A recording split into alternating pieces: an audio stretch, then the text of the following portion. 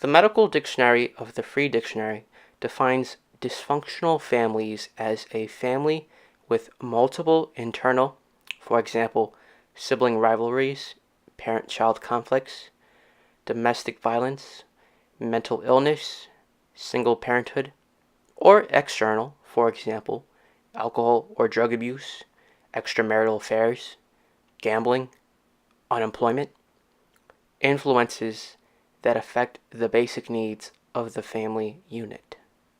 If at the head of a dysfunctional family is a narcissist, their needs will outweigh everyone else's. They will try to mold the family in what they perceive to be a perfect family on the outside, but on the inside there will be no substance or depth. Everything is shallow and just for appearance. They will try to project the image of a happy, loving, and successful family. In most of this video, I will highlight narcissistic mothers because that was the experience that I had and can share from. Additionally, more children today are being raised in single-parent households where the mothers are their primary caregiver. And I will be focusing more on the aspect of emotional abuse, whereas fathers tend to be more physically abusive. It may not always be the case, but statistically, it is. According to EQI.org, by nature, women generally have instinctive needs to raise and nurture children. The fulfillment of these needs is natural and healthy. Emotional abuse occurs only when the mother attempts to use the child or teen to fulfill needs which are not consistent with those of an emotionally healthy adult. Emotional abuse occurs, in other words, when the mother tries to fill those needs of hers, which normally would have already been filled during a healthy childhood and adolescence. Some traits you may find in a narcissistic parent are as follows. And keep in mind, this does apply mainly more to narcissistic mothers, but it can apply both ways. So if they often say they're a great parent, that's one of the biggest indicators. If they easily find faults in you, if they make you feel responsible for their feelings, if they have threatened you in general or with rejection or abandonment. So, for example, this may even be something like, do what I say or you won't get dinner tonight. They may have invalidated your feelings. They may have placed undeserved guilt on you, dominated conversations, refused to apologize, especially if it's an argument, always needing to have the last word, sending you to your room for crying or making you feel bad for crying, locking you out of the house, using punishments and rewards to manipulate and control you, invading your privacy, underestimating you, failing to show trust in you, labeling you, giving you the silent treatment, and failing to give you real explanations. So, for example, if you ask why you have to do something, the explanation will be because I said so. In a narcissistic family, there are typically a couple different roles that you can play. And one of them is the enabler. And this tends to be the spouse or the daughter in the case that if the narcissist is the mother. So the enabler supports the narcissist. They cater to their needs and they basically do everything that they are told. They are whipped for the most part. They are entirely controlled by the narcissist. The enabler may make excuses for the narcissist. They may create the illusion that they're happy or that everything's okay when it's not.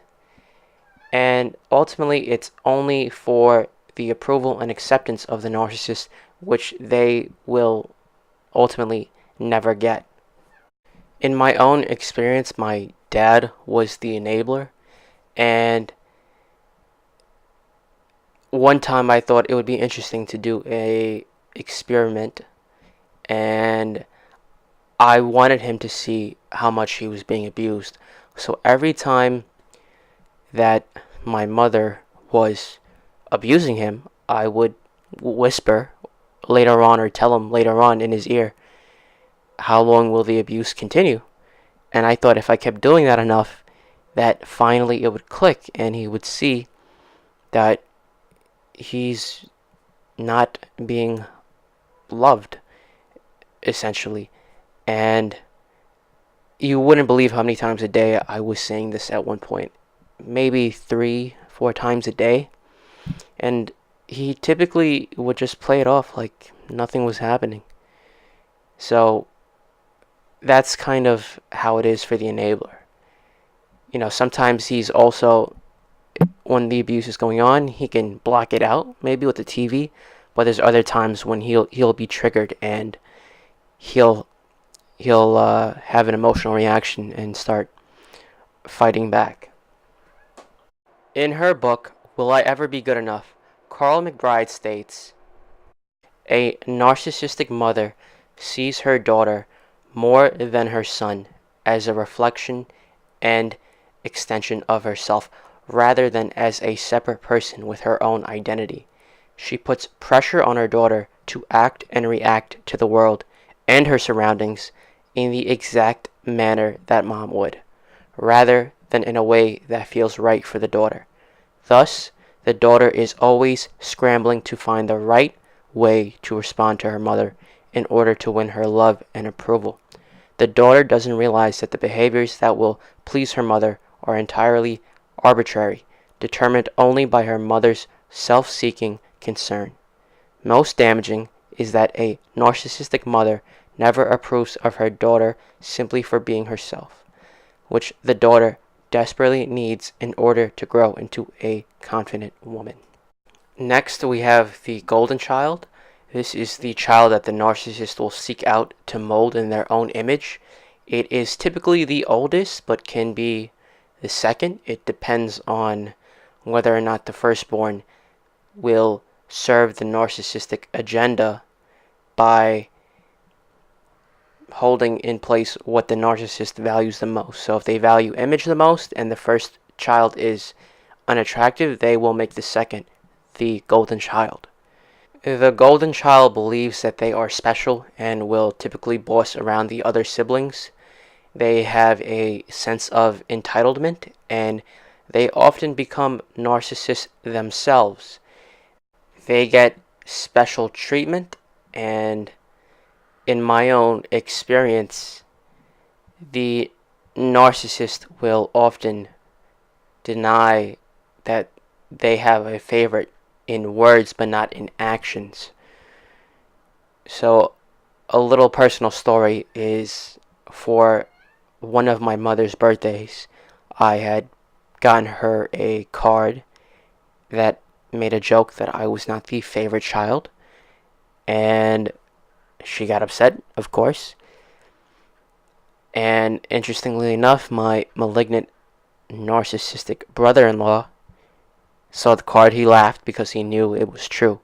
So that's one way that the narcissist will deny they have a favorite in words. Now, my personal favorite, the scapegoat or black sheep.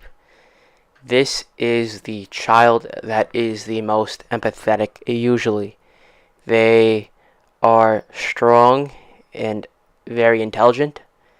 They are the one that is willing to go up against the narcissist. They are the ones that are willing to challenge them. And the reason why the narcissist makes them the scapegoat is because the narcissist doesn't like being called out. This child is the whistleblower. They question the narcissistic parent, which infuriates them.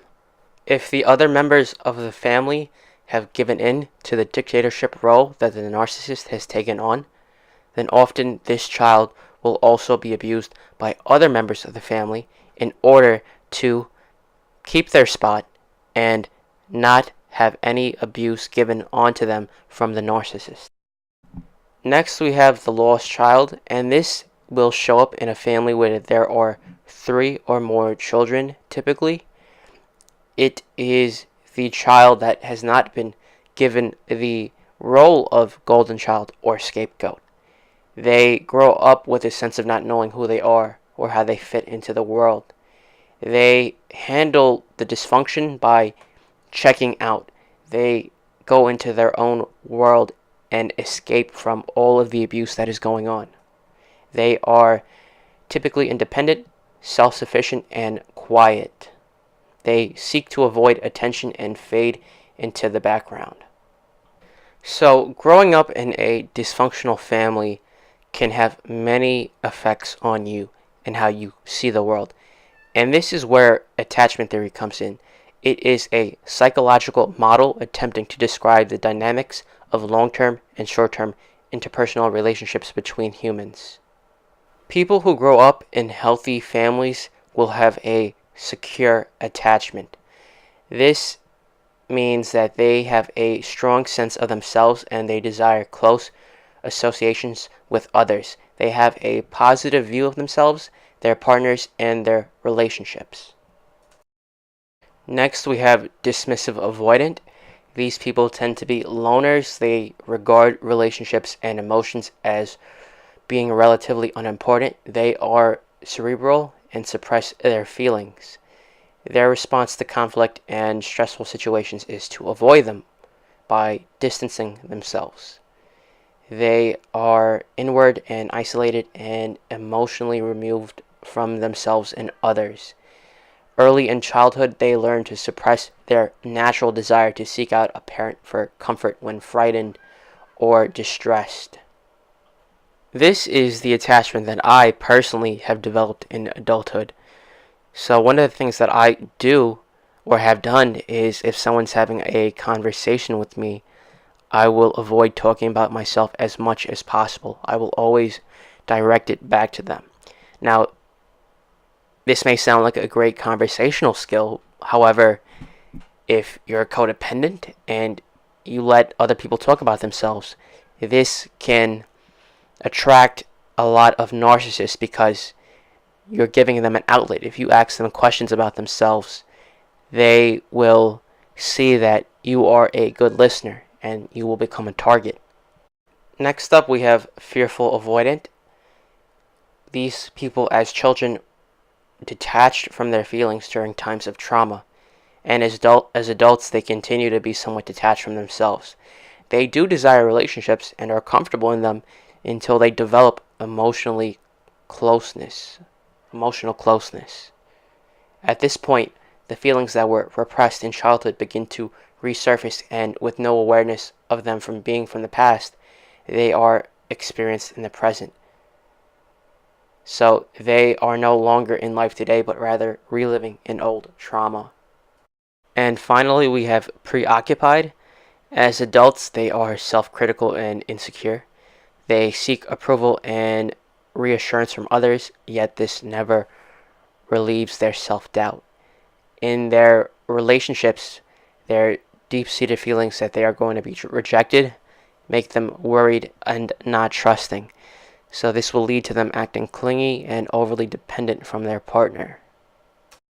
Although your pattern of attachment was formed in infancy and can follow you throughout your life, it is possible to earn a secure attachment at any age.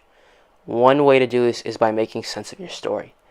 According to Dr. Dan Siegel, attachment research demonstrates that the best predictor of a child's security of attachment is not what happened to his parents as children, but rather how his parents made sense of those childhood experiences. The key to making sense of your life experiences is to write a coherent narrative, which helps you understand how your childhood experiences are still affecting you in your life today. Because our attachment ability is broken in a relationship, it is often best to be fixed in a relationship. According to Dr. Lisa Firestone, one of the proven ways to change our attachment style is by forming an attachment with someone who had a more secure attachment style than what we've experienced. We can also talk to a therapist, as the therapeutic relationship can help create a more secure attachment. We can continue to get to know ourselves through understanding our past experiences, allowing ourselves to make sense and feel the pain of our stories, then moving forward as separate, differentiated adults. In doing this, we move through the world with an internal sense of security that helps us better understand the natural hurts that life can bring.